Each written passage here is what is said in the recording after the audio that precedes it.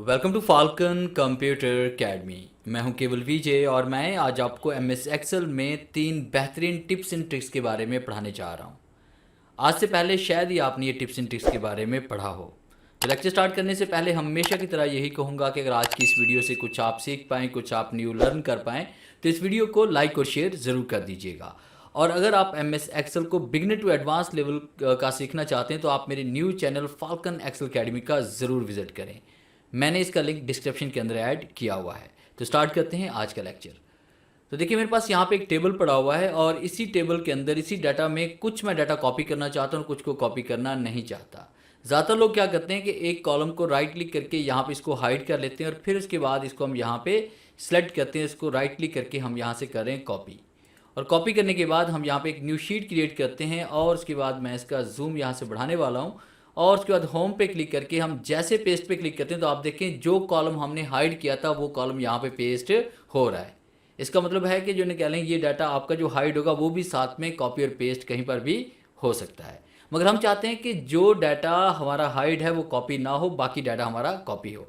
तो इसके लिए हमें क्या करना है कि सबसे पहले हम यहाँ पे इसको ओपन कर लेते हैं अपने हाइड कॉलम को और उसके बाद ये देखिए हमारे पास ये कॉलम है और ये मुकम्मल टेबल हमारे पास है और मैं इस कॉलम का डाटा यहाँ पे हाइड रखना चाहता हूँ, इसको कॉपी नहीं करना चाहता। जब भी मैं डाटा को कॉपी करूँ तो ये वाला डाटा कॉपी ना हो, बल्कि ये सिर्फ 3 कॉलम जो मेरे पास है यही वहाँ पे पेस्ट हो किसी और जगह पे। तो राइट क्लिक करके हमने इस कॉलम को यहाँ से हाइड करना है। फिर इसके बाद आपने तमाम डाटा को इस तरह से सिलेक्ट करना है और कीबोर्ड से आपने Ctrl+G प्रेस करना है। आपके सामने गो टू का बॉक्स ओपन हो जाएगा। उसके बाद आपने स्पेशल पे क्लिक करना है और उसके बाद हम यहाँ पे क्लिक करेंगे विजिबल सेल ओनली।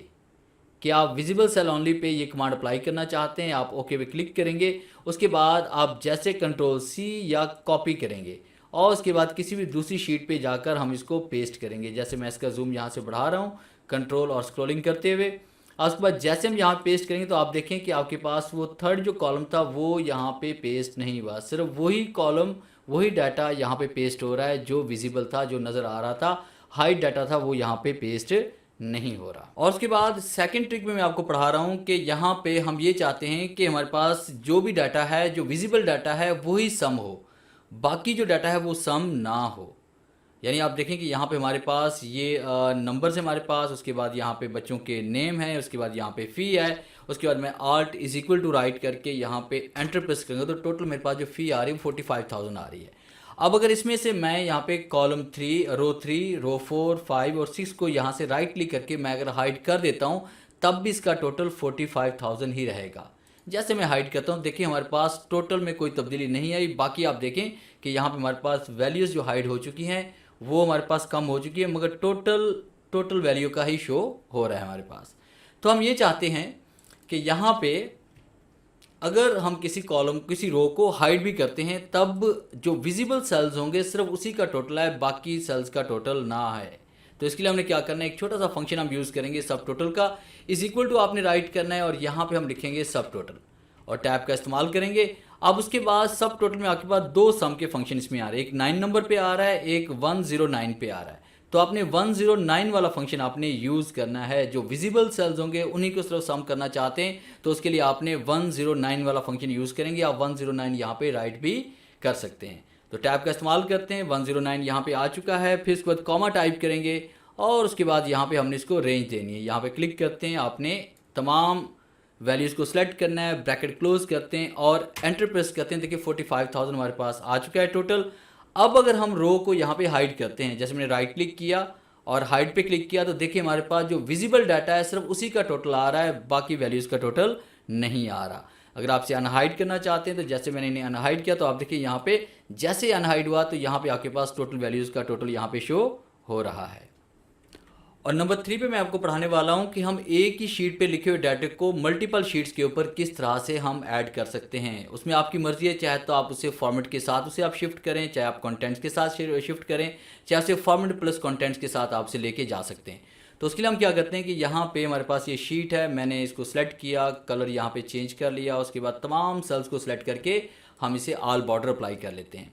अब उसके बाद मेरे पास यहाँ पे देखिए मल्टीपल शीट्स मैं क्रिएट करने जा रहा हूँ। शीट नंबर देखिए 8 के बाद यहाँ पे प्लस के साइन पे क्लिक करेंगे, 9, 10, 11, 12 हमारे पास ये मल्टीपल शीट्स आ चुकी हैं। अब उसके बाद हम ये चाहते हैं कि शीट नंबर 8 के ऊपर जो डाटा है वो तमाम शीट्स के ऊपर भी आ जाए। तो इसके लिए हम क्या करेंगे, इन तमाम डाटा को हम सिलेक्ट करेंगे और कंट्रोल के साथ आपने शीट नंबर 9, 10, 11, 12 सब पे क्लिक कर लें। फिर उसके बाद आपने होम टैब पे क्लिक करना है और होम टैब पे क्लिक करने के बाद आपने फिल पे जाना है और उसके बाद अक्रॉस वर्कशीट पे हम क्लिक करेंगे तो आपके सामने यहाँ पे फिल अक्रॉस वर्कशीट का बॉक्स ओपन होगा। अगर आप ऑल पे क्लिक करते हैं तो ये जितना भी डाटा है वो सारा का सारा आपका विद फॉर्मेटिंग वहाँ पे शिफ्ट हो जाएगा। अगर हम कंटेंट्स पे क्लिक करेंगे तो सिर्फ आपकी वैल्यू जाएगी, फॉर्मेटिंग यानी कलर्स वगैरह नहीं जाएगा।